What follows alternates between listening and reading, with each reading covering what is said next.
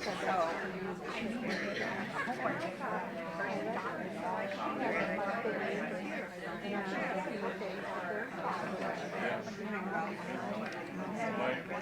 father's family from Ireland. And my sister does all the ancestry stuff. Just found the branch in Janesville. We never knew it was there. Girls picked me up to a lunch right here at the corner there about a month ago. This is Scott Martin. Hello, everybody. Whoa. That surprised me. So I'm going to do a quick introduction. We're very happy to have Phil Martin here. Over the past 35 years, he has been involved in theater as a writer, a performer, a director, and as a teacher, spending the last 24 years at Edgewood College in Madison. So we all know where Edgewood is, right? He's a playwright, a songwriter, and an award-winning television writer, having written for the Nashville Now show on the Nashville Network.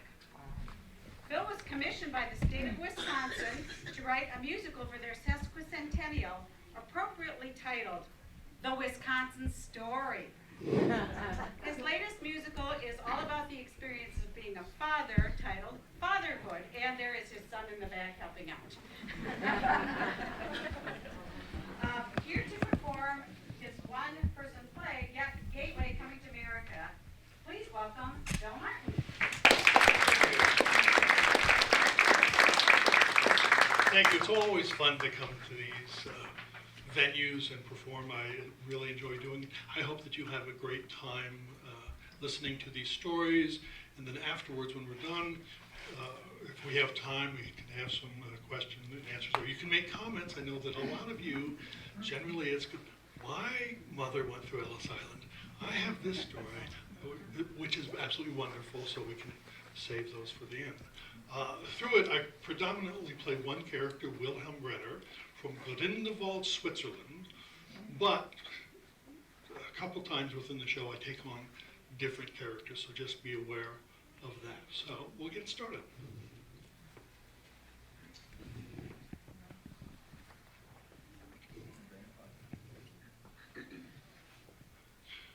A few weeks ago, I was looking through some boxes I'd packed away in a far corner of my attic. And I came across an amazing old book. Well, amazing, at least to me, because I wrote it. Now, I don't mean a great literary book. You've never read it. It was never even published. It's just notes and memories about places that I'd been, people I'd met a long time ago. People like Rosa Malazzo and Vito Marino from Italy, Hans Jurgensen, a young German boy, Jacob and Rebecca Janowski, Russian Jews. People who, like me, had come to this country in search of something. For some it was a dream of freedom or peace, and for some it was merely an instinct of survival. We were just a few of the millions of immigrants that passed through Ellis Island on their way to a better life and hopefully a future. My name is Wilhelm Renner, and I came to this country in 1907 because I had a dream. Now, my mother told me that I was born with dreams, that I had a different dream for every day of my life. And my father warned me about them, not that they could break even the strongest of men.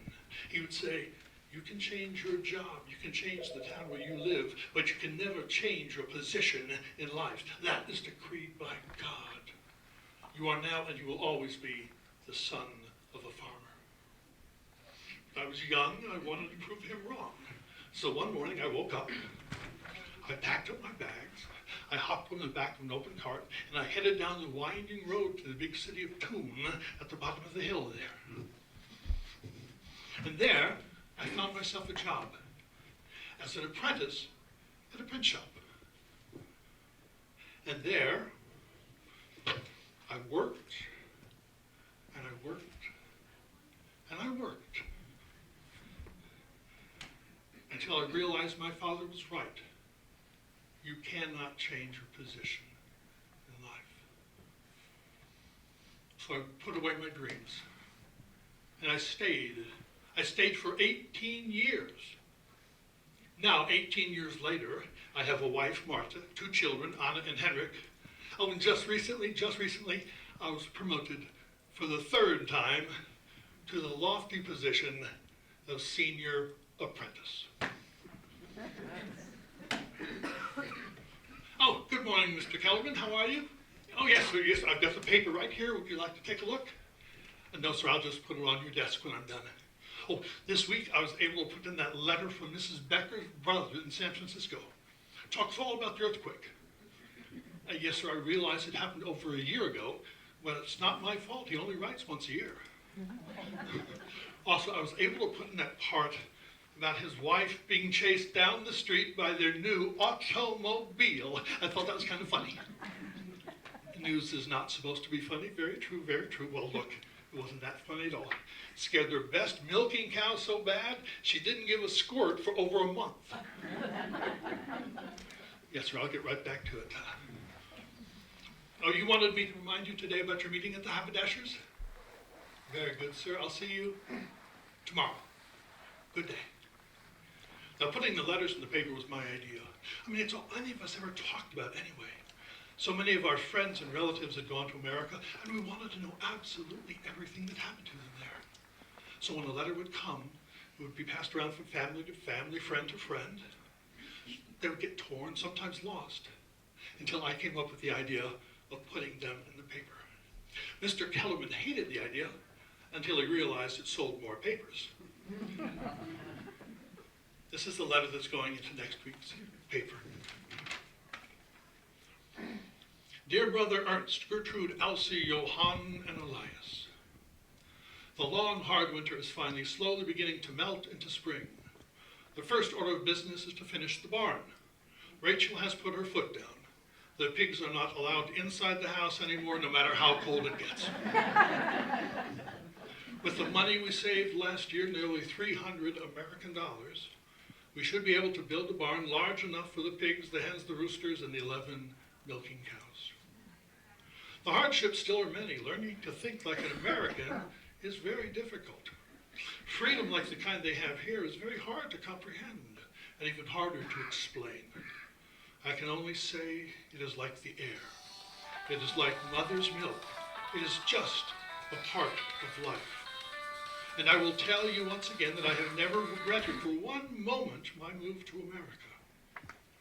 I still hope that someday you too will be able to join us. The land is bountiful and the opportunities seem endless. For example, I have been making cheese for my family and some of my friends. And now there are businessmen and bankers coming to me wanting me to open a store and sell my cheese, as if I don't have enough to do with the farm. And the way they look at you here. Here they do not ask who your father was or care who your father was. Here they only care who are you. I must go now. Rachel is yelling. One of the pigs is in the house again. Much love, your brother, Andrew Kaufman, Joliet, Illinois. I was working at my desk one day when an event took place that changed my life forever. I heard trumpets. Now, I don't mean heavenly trumpets, I mean real trumpets. You see, every couple of months, the shipping companies would send their agents to the town drumming up new business for their ships sailing to America. They'd ride into town on these big, beautifully plumed horses, and they'd go up and down the streets, blowing their trumpets as loud as they could to make sure everybody knew they were there. And then they'd go down to the town square, and there'd be music and free food and drink. And we'd all go down and listen to their marvelous tales of America and wonder if half of what they're saying could possibly be true. Now, by the time I made it down to the square, there was already a large crowd gathered. I looked through the people, and I could see a young man, very smartly dressed. He stood up on the back of an open cart, hung a poster on a peg nearby, looked out at the crowd, and shouted, "America! America." Now, I know that you've heard it before, the stories, the tales, the streets paved in gold. Well, I'm here to tell you, it's true. And why should you believe me? How do I know? Because I've been there. I've seen it for myself. I've seen rich flatland for as far as the eye can see, where all you had to do was take the seeds, toss them in the ground, and the crops would grow by themselves. I've seen rivers and lakes overflowing with fish. I've walked down city streets in the middle of the night, and it was so safe that no one even bothered to lock their doors. Now I can see in your eyes what you're saying. You're saying this may be true for somebody else, but not for me. I'm a farmer, I'm a baker, I'm a liveryman, I'm poor. Well, let me tell you that it wasn't 5 years ago that I left this country with a shirt on my back and a ticket in my hand to a place that I'd only heard about, Lincoln. And look at me now, new hats and coats and vests and a different pair of shoes for every day of the week. And why? Because I realized that there was no future for me here. I realized that the only future for me was across the ocean. I realized that the only future for me was in America. And today, for 65 franc, I can give you a future. Today, for 65 franc, I can give you tomorrow. Today, for 65 franc, I can give you America.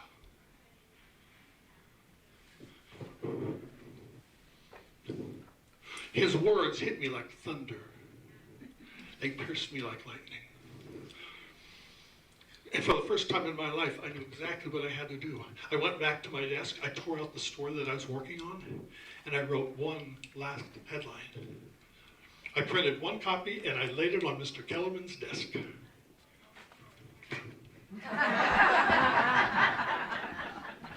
I did. And I never went back.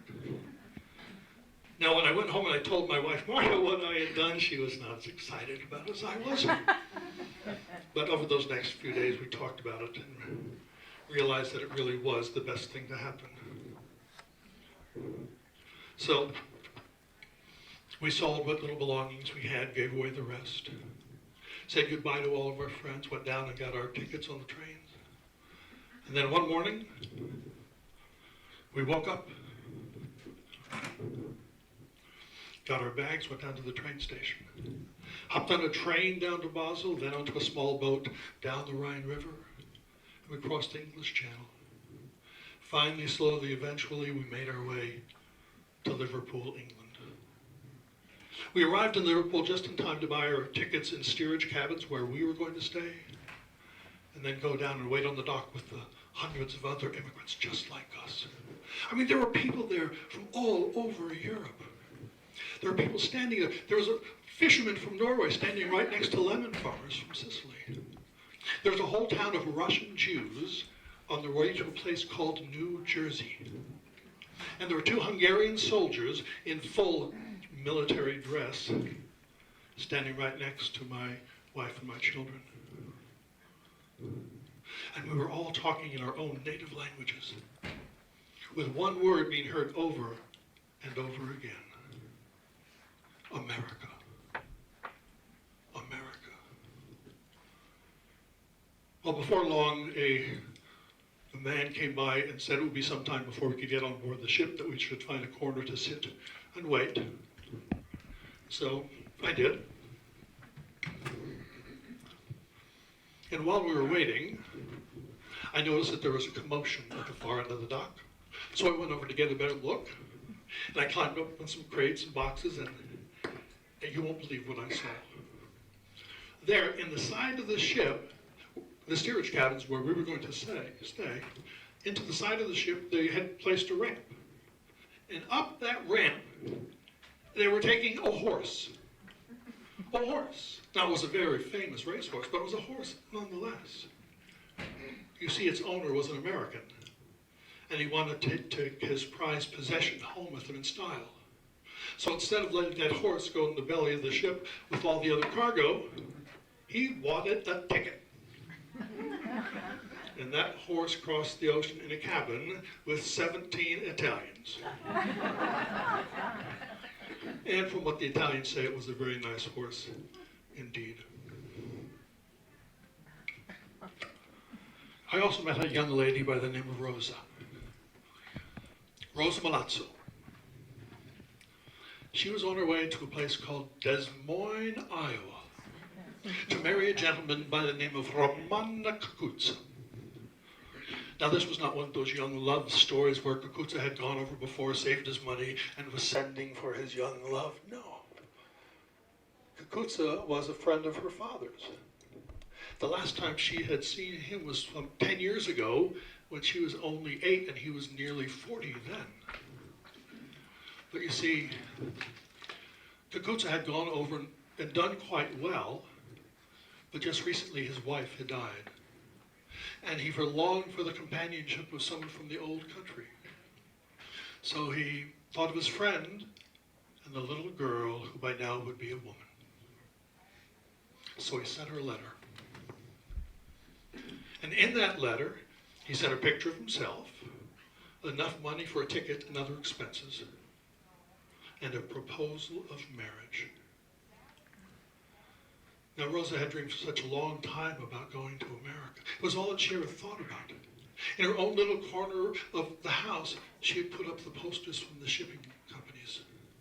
Underneath her bed, there was a small box where she had tried to save every lira possible, but it wasn't nearly enough for a ticket. So when this letter came, she decided to accept. First, because it meant one less mouth to feed at the table for her mother and father and 11 brothers and sisters. But also, a few nights before, she said that she had been out walking in the night air. And as she walked, she looked up at the sky and she saw a star fall. And she made a wish on that star. And that wish was to go to America. She didn't ask when or how or with whom. She only wanted to go. And she believed that this was her answer.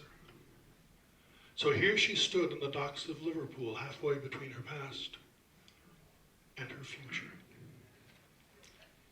Just then the ship's whistle blew and it was time to get on board the ship. So we went around getting those last-minute essentials, lemon drops, chocolates, prayer books, Stars of David, something for the body and something for the soul. And then we went up the ramps, and we turned, and we stood at the rail, and we watched. We just stood silent and we watched. We watched as they lifted their anchor and tossed the ropes. We watched as the ship slowly drifted away from the docks. Because no matter how hard a life or how unjust a government we had lived under, this had been our homeland. And for many of us, it would be the last time that we ever saw that homeland again. So here we stood and we watched until there was nothing left to see but the sea. And then we turned and we watched the ship as it followed the setting sun to the other side of the world. Now, when you're on board a ship, there isn't a whole lot to do. You walk around the decks. You look for fish, dolphins. You count your money. You had to have 25 American dollars to show to the guards on Ellis Island when you got there. And you protected that money with your life. The ladies would sew it into their undergarments and underskirts where no gentleman would dare get near it. And the gentleman, there was a gentleman in our cabin that every night when he went to sleep, he would hold his money in one hand and a dagger in the other. Personally, I never took off my shoes the whole time I was on board the ship. Never once. But mostly, you just sit and wait, which leaves a lot of time for cards. Now, music may be an international language yet, but I've never met a man yet who didn't know what to do with 52 cards when you have a chance. And when you're on board a ship for nearly 3 weeks, you have a lot of chances. So all day long, we would play some kind of card game. Nobody knew the rules, but it really didn't matter. And nobody lost any real money, we don't think. I mean, you would look down in the pot, and you would see drachma, lira, pounds, francs, kroners, even hairpins and candy wrappers. We didn't know it wasn't money. It was at one of these all-day card games that I met a most interesting fellow. Hello, my name Vito Marino. I come from Carini, Sicily. My wife and my daughters Arabella and Caterina, we go to California, America. There I have 7 sons. A long time ago, my oldest son, Roberto, he go to California, America, work very hard, save his money and send for number 2 son, Christopher. Christopher, he go to California, America. He work very hard, they send for number 3 son, Enrico. Now, all of my sons in California, America, And finally, my wife and my daughters and I, we go. We'll be a family once again. I'm very proud. Oh, two of my sons, Enrico, Christopher, they marry American girls. I have two American grandbabies I've never seen. I'm very proud.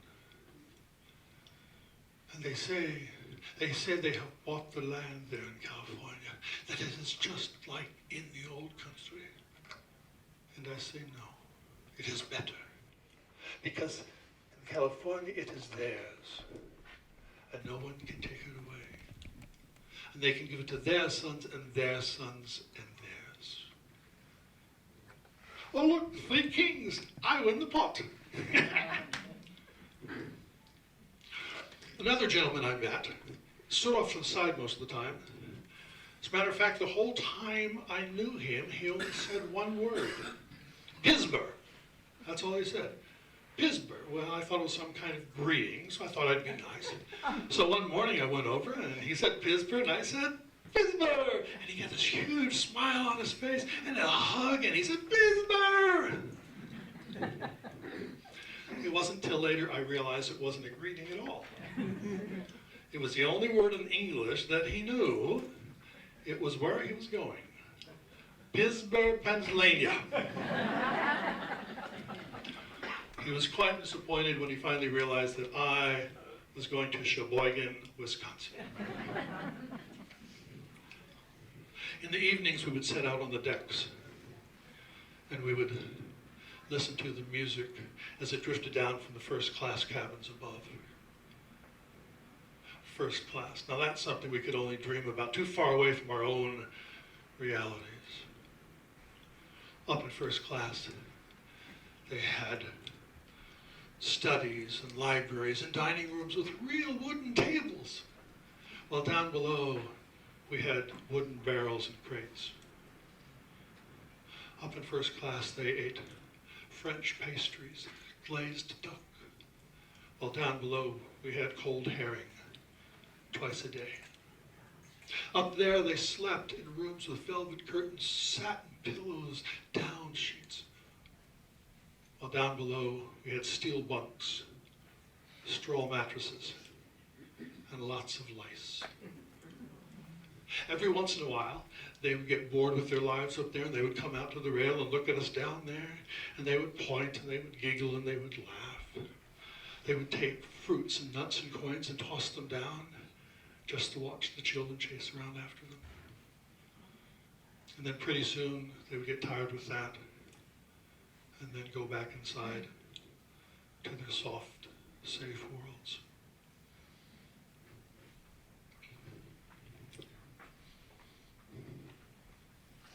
One day, as we were playing cards, I looked around at these people, and I realized that here were my first friends in this new country.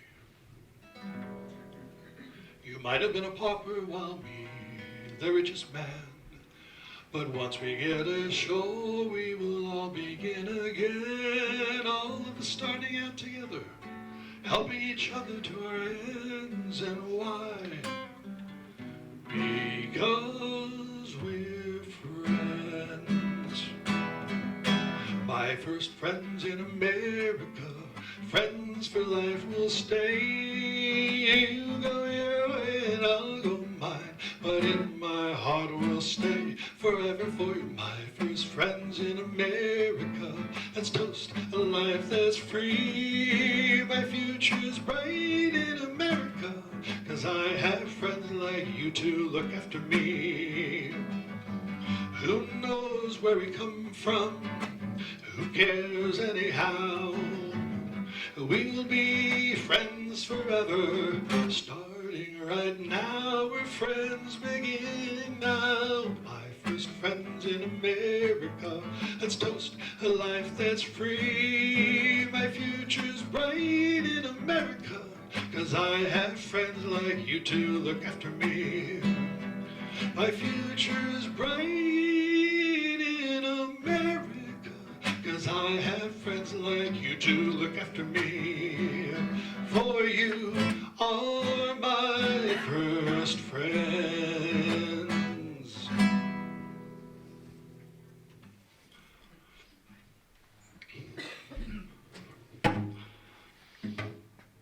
One morning, I was walking around on the deck, and Vito came up next to me. And I could tell that he had a very worried look on his face. And he says, "My friend, this morning we wake up, and my daughter Katarina, she had a sickness in her eye. We get some waters and rags and we wipe the sickness away, but still the pus, it flows. So we wipe it away again, and we hold her hand so she cannot rub her eyes, but still the pus, it flows. I tell her that we must take her to see the doctor on the ship. But my wife says no. She has heard stories, rumors, that they throw the sick children into the ocean. I say they will not do this, but she will not listen to me. She says if she were at home, if she had some leeches or good cow slobber, that everything would be fine. I look at her and I say, we're in a boat in the middle of the ocean. Where are we going to find good cow slobber? But she will not listen to me. My Katarina, she cries. Now, you may not want me to tell you this, but I'm going to tell you anyway. That night, Vito went down to the cabin with the 17 Italians and the horse. Now, it wasn't cow slobber, but it was the best thing that they had on board the ship. So he went down there to the horse and he gathered up that horse slobber. He took it back to his wife. She made a potion, put it on Katarina's eyes. And the most amazing thing is, her eyes got better.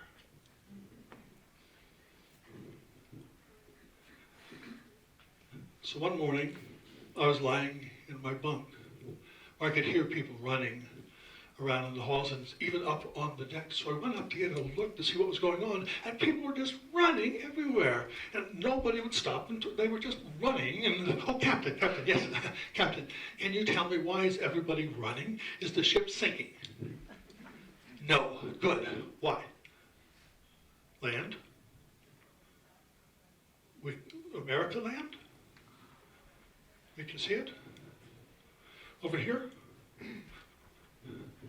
I don't see, I am looking, I don't see it. Oh, there.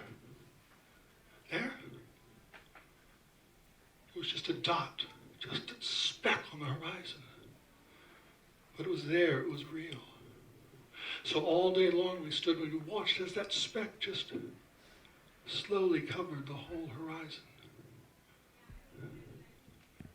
And then finally we could see trees and houses. Oh, look. American, hello, American people, hello!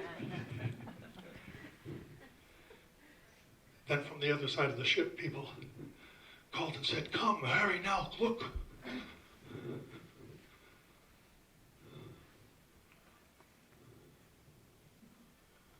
She's so big. She's so beautiful. She's like Moses in the Ten Commandments. I mean, people have said, people have told us, but until you see her with your own eyes for the first time, there's nothing that can compare with that moment you see the Statue of Liberty. So, all evening we sat on deck and we looked at Lady Liberty and we silently prayed.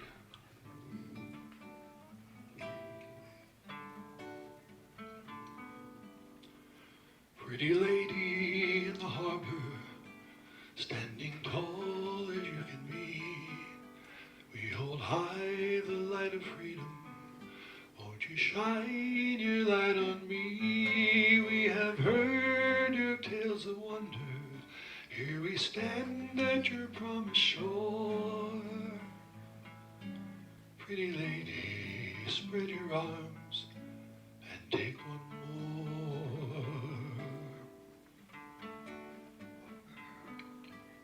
Pretty lady, we have come from many places far away. We have traveled half the world to be standing here today. You give hope to a world without hope, riches to a world so poor. Pretty lady, spread your arms and take one more. Pretty lady, spread your arms and take one more.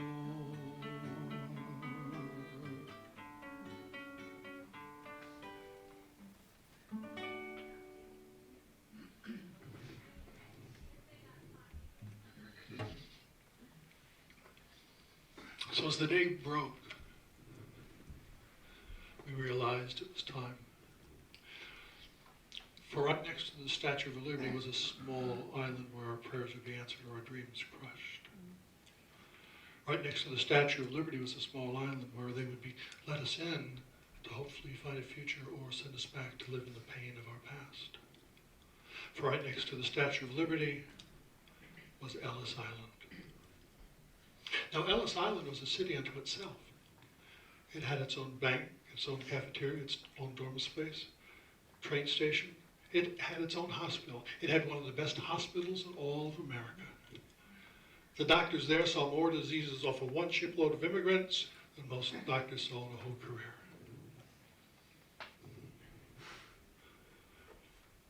So we gathered our belongings, and the guards came with the tugboats and took us over to the island. And when we got there, there was a guard standing there, and he said, "Line up according to the manifest numbers that you had to your coats." And he told us to follow. And we followed. We followed like sheep. He could have been taking us to slaughter for all we knew, but we followed. We went inside, we followed. He turned left, we turned left. He went up the stairs, we followed up the stairs. And then he pushed the double doors into the largest room I'd ever seen in my life. And he told us to get there in line behind the hundreds of other immigrants. There we would be asked our questions, where we had to show our money. There were two doctors that were going to look at us. The first doctor looked to see if we limped, if we had lice in our hair or rashes. But it was the second doctor that we were really concerned about. He was called the eye doctor. He was looking for a disease called trachoma. And if you had it, you were immediately sent back. Right there on the spot, families were separated forever. Right there on the spot, people had to decide who would go in with the healthy and who would go back with the sick. My wife and my children made it through without a problem. When it was my turn, the doctor looked at me and he saw a rash on the side of my neck. So he took his chalk and he marked an R onto my coat. And he said, "Go sit and wait. We will look at you again later." So once again, I found a corner to sit and wait. About this time, one of my friends from the ship, Aristophanes Papavissalou from Greece, he came bounding in, and he was so excited. He had just had his very first American food. And he wanted to share it with me. He brought me some of his very first American food. And he gave it to me.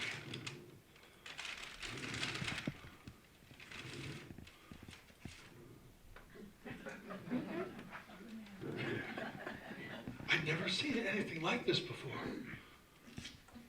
So he said, "Eat."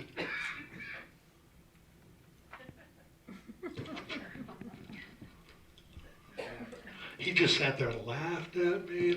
Finally, he took it, and he went like this. And he said, "Now eat."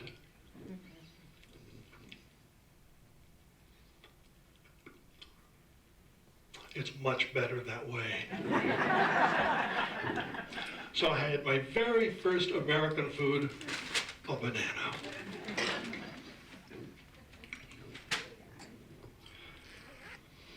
We sat next to a young couple, Jacob and Rebecca Janowski. Rebecca was going to have a baby. She told the guards it was still 3 or 4 months away.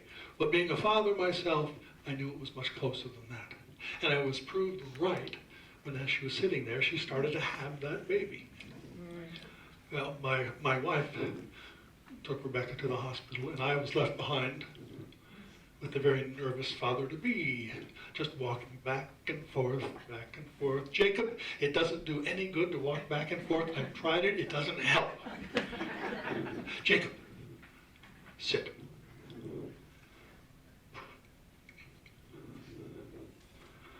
Jacob, let me ask you a question.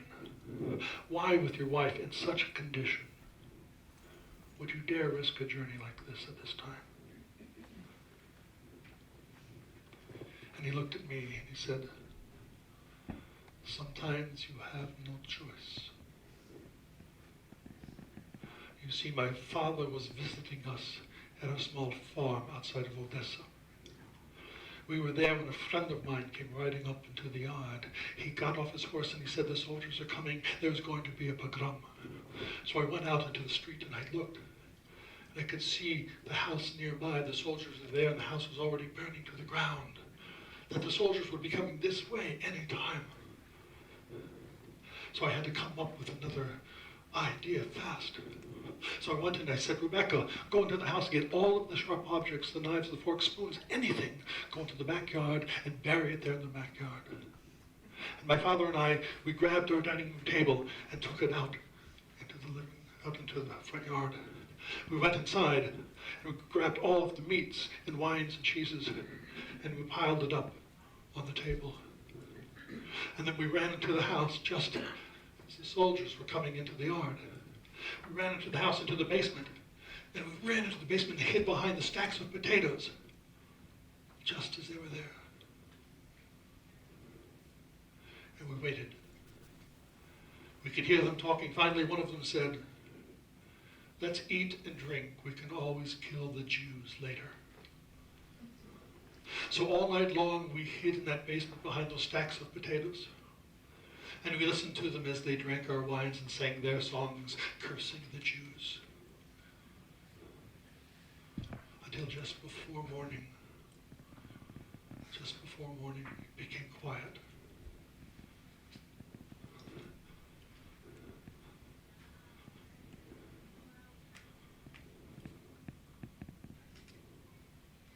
The soldiers were drunk asleep on the ground. So I knew this was our chance, so I took my wife and my father, and we crossed the yard over them while they lay there. And then we made it to the road. We started running across the field to the forest on the far side. Just then, one of the soldiers woke up and he saw us. He grabbed his gun and fired blindly, and my father fell to the ground. I went back and tried to pick him up. But he said no. I tried again, but he took my hand away and said no. Go to America like we had planned. Go now. Go. My wife took my hand. By now the other soldiers were up and they were running this way with their guns.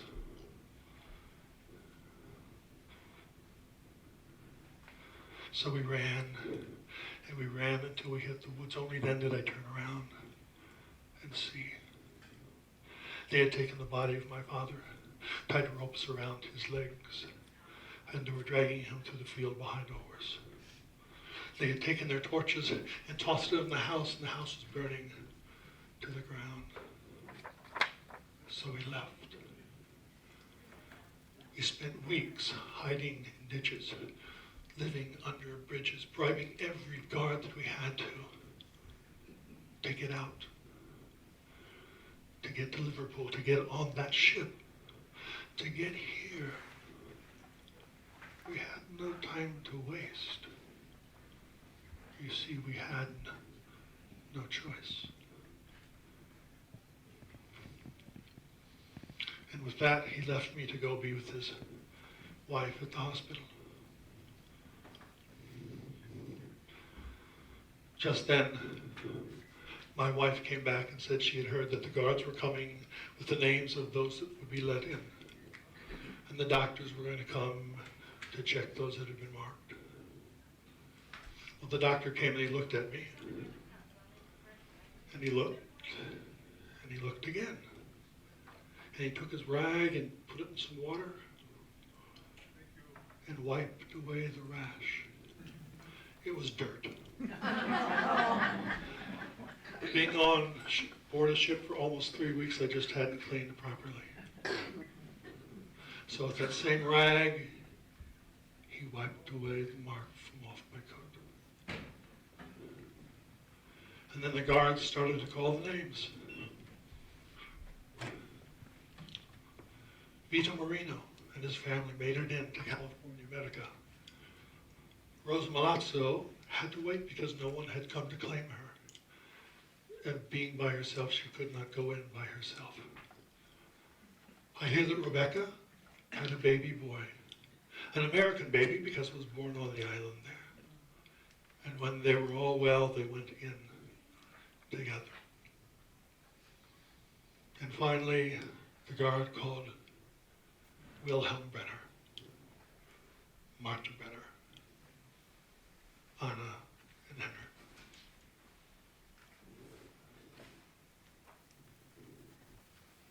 And we took our cards. And we went through the door that read, "Push to New York City."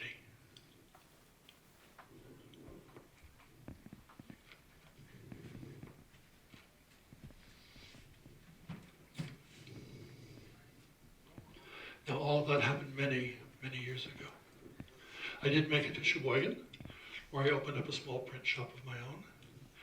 And after years, I decided it was time to retire. I wanted to give it to my son, but he wanted to go play baseball in Cleveland. And my daughter wanted to be a writer out in Denver, Colorado. So, I sold it to my apprentice. And I went home to spend more time with my wife and have time to look through those boxes in my attic and find some of these memories. I would like to thank you very much for letting me share these memories with you today. Thank you.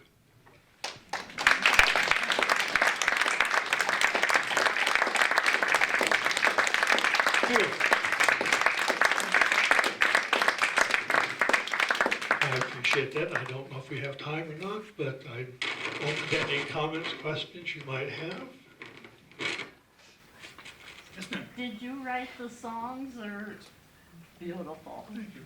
It started out as a, can you hear me now that I have this off? Okay. It started out as a full-scale musical with about 30 or 40 actors and 14 songs, and then I said, well, I'm going to put it down to just this little show and these two songs. Yes, I did write them. Thank you very much.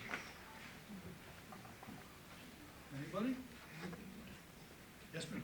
Why did you choose Sheboygan, Wisconsin? My mother grew up there for about 10 years.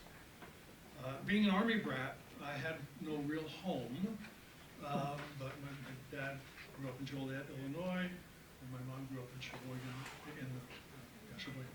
So that's kind of where I took a pin and stuck it in the map there.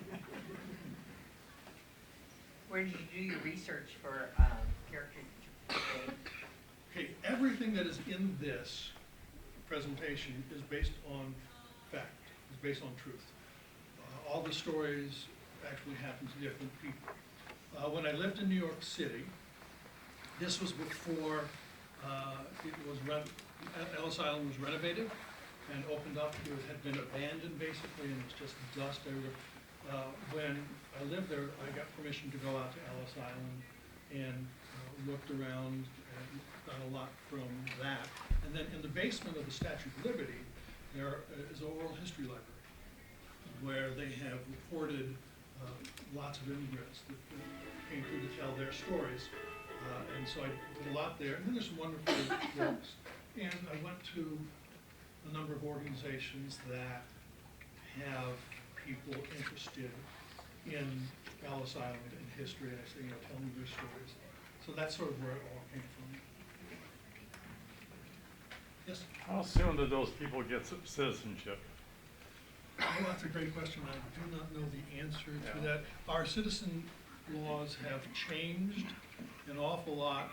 This was back in 1907. It's a great question. No one's ever asked me, but I will find out now Yeah. about that. Yeah. Curious. But these were people that came to Ellis Island, which was the appropriate place to come to. There were 4 or 5 on the East Coast, a number on the West Coast as well. But Ellis Island is by far the most famous one that we know. Yes.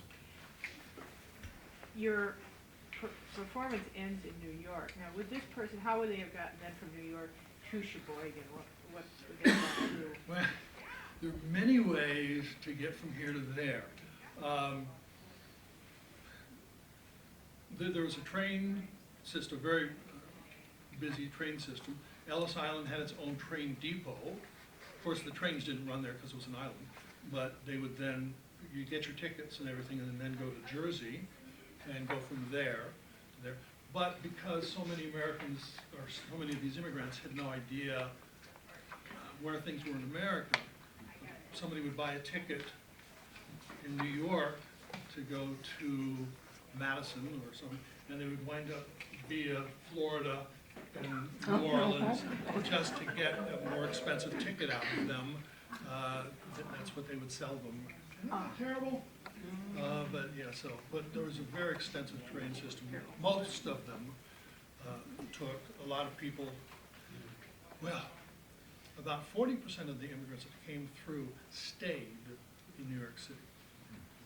And they said that's our home now. Well, and then the others, people either came to pick them up and took them back, or the train system was the biggest. Yes. Do you know the years that Ellis Island was open? It opened in 1892. I think it's on your sheet on the back of that also. 1892, Okay. but that was a wooden structure, right? And that burned down. The red brick that we know was built right about the turn of the century, okay? And then it was closed. It was open, but immigration sort of slacked off during World War I. It was used as a munitions depot, and some prisoners of war were kept there. Same thing for World War II. So there was some activity, and then after that, it was basically shut down. When I went out there and walked around, I mean, there were coats hanging on the coat racks. There were papers in the typewriters. It's like somebody went to lunch and said, you know what, we're closing it down, we're not going back. And they just left. It was the most interesting thing. Yeah. Have you been back since, after they fixed it up? Yes, and it is absolutely glorious. Yes, I It is was, absolutely glorious. And, I don't have anybody that went through Ellis Island, but I've always been fascinated with the humanity of immigration. So, yeah. So many takeaways from what you did, thank you. I was wondering if you could just share with us maybe 1 or 2 takeaways from what you did that we could apply here in the 21st century. The number one that I love to talk about is this one. Right?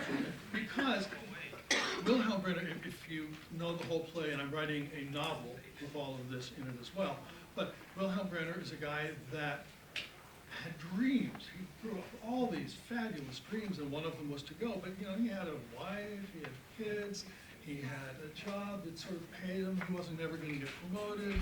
He had a job, so he never could commit himself to this. So it always sort of went down year to year and year afterwards. Okay? So this was his Cortez moment. Burn the ships. We know that story. Cortez landed. He was going to take the Inca treasures, Yeah. and when they landed there to make sure that his soldiers fought with everything that they had, he told them them to burn the ships, so there was no escape. It's either we're gonna win or we're gonna die. There is no retreat, no, we'll think about this later, no. So this was Wilhelm's moment. And not only did he print it, but he laid it on his boss's desk to make sure that he saw it. And so he never went back, and so now he was committed to this, and of course his wife was very supportive of this eventually. So that's the big one. And then Vito Marino, with the 7 sons in California, it's patience. It's family, it's patience. It took him, I think it was 8 years for all of his boys to get over there. And if you have a dream and you live by it, be patient. It's not gonna, we're not going to send all 11 of you at one time. We're going to do this piecemeal, one at a time. Here's the goal in mind. We're going to do it step by step. And finally, his wife and his daughters got to go. So those are just a couple that strike me. All right. Yes, ma'am. What happened to the single woman? Did she get sent back? No. No. It's not in this story, but this is what happened to her.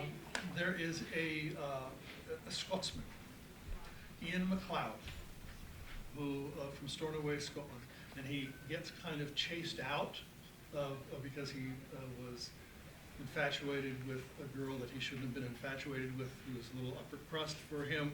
So they chased him out, and this is an ancestor of mine, by the way. And so he got on the ship, and Rosa, being single and all by herself, was harassed by a number of the crew. And so Ian suddenly showed up and said, "No, I'm going to take care of you." And so while they're on the ship, he kept his distance because she was betrothed to the father of her friend, the friend of her father's. But he says, "I really like you, but Anyway, so word comes that Rakutsa had died. And so she was going to be sent back, and Ian says, "No, she won't. I'll take her." So that's what happened to Rosa. Yes, sir. My dad's folks came from Poland. They came across on the waters, and on, I don't know where, but ended up, they had a daughter born on their passage. And my dad was the youngest one of 11. And by the time I got old enough to talk, most of those were gone. So I don't know anything more. It's the one thing I found in researching this that made it difficult was when people came to this country, they did not want to be associated with the old country. They wanted to be Americans. I don't care about what happened in Sicily. That's not my life now. I don't care about Italy or Germany, wherever they came from. They didn't want to talk about it. They didn't want to share it because now they were Americans. So much. I mean, and today we go, "Oh, Grandma, please tell me the story," right? Yeah. But not back then. They said, "No way. I don't want to live that. I am here, and I'm going to speak English. I'm going to do that." So it was a totally different mindset that we lost so much because they just didn't want to share it. That's not who I am now. That's not part of me. It made it difficult. Yes, ma'am. My great-great-grandfather, a widower, came from Germany with 5 children, ages 5 to 21. They were going to go to Pittsburgh, Pennsylvania to work in the steel mills, but people told them on the ship that there was good land near Germantown, Wisconsin. And so they decided to take that offer, and that's where they ended up. They came through Ellis Island, down the Erie Canal, and they settled there, but I don't know why they left Germany. It was never talked about. Yeah, that's very true. There are so many reasons that people, in my story and in speaking to that question, that each of these different main characters have different reasons. One was just to better his life. One was because they had the Russian Jews were chased, they had pogroms, economically, they were just chased out. So everybody had their own reason to come. Potato famine certainly much earlier when all the Irish came. But now the Irish were the established ones, and they wanted everybody else to stay away. When the Irish first got here, there were signs that said Irish need not apply. Right. Well, now they're here, they're established, and now they're saying, you Eastern Europeans don't need to apply here. So it's an interesting history. Yes, sir? My grandparents came from Poland also, and their name was Charnicki, but they got to Wisconsin, they had to change their name to Charnin because the Polish weren't accepted. They went up to Peshtigo and had a farm in Peshtigo. Peshtigo? Yeah, but and later when I was a teenager, a young kid, some of the other Charnickis came from Pennsylvania to find them, but they were Charnins now. That happened an awful lot on the island. The guards who would look at these long European names as they know it. Aristophanes of Papagisu, the guy that gave him the banana, his name was shortened to Pappus. I forget that last part. I don't know. You're now Pappus. Okay, got it. All right. You let me in, you can call me anything.